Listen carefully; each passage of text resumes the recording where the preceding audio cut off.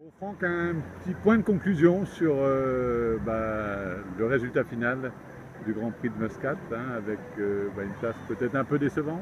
Ouais, un peu décevante parce qu'en fait on était un paquet très serré entre la 5e et la 8e place. On termine derrière ce paquet-là à cause de la dernière manche.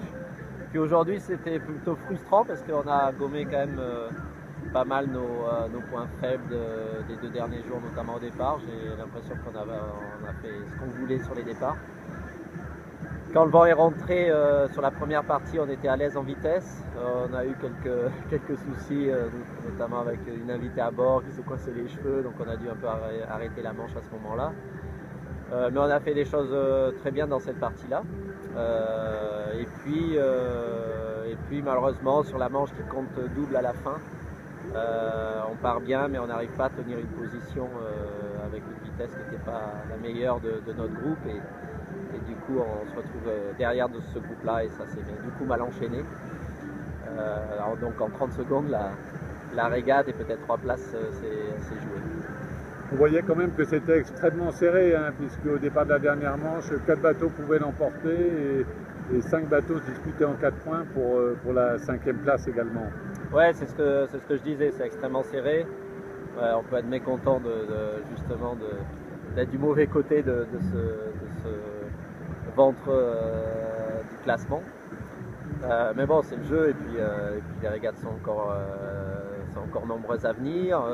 Ça se joue vraiment à des détails, à des petits points. Et sur les 4 jours de régate, terminer à quelques points les uns des autres, ça veut dire qu'il faut vraiment qu'on travaille des détails et qu'on accumule le maximum de points dans les bons moments.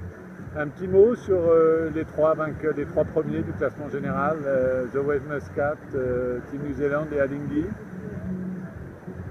Ouais, Alinghi il a été extrêmement régulier. The Wave, je trouve que ouais, il a été bon lorsque le vent est rentré, surtout aujourd'hui. Donc il a un peu rattrapé les points qu'il avait de retard hier.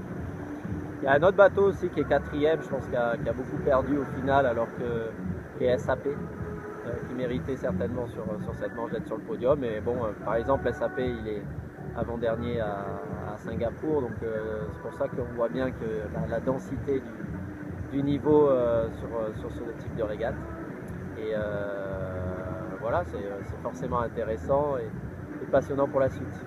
On se donne donc rendez-vous maintenant à Qingdao pour la prochaine épreuve au mois de mai. Exactement, un plan d'eau un peu différent parce qu'on sera à nouveau, je crois, en ville, disons sur un stadium nautique. Ça va un peu plus ressembler à ce qu'on a fait à Singapour et donc certainement les vitesses des bateaux seront aussi un peu différentes. Merci Franck.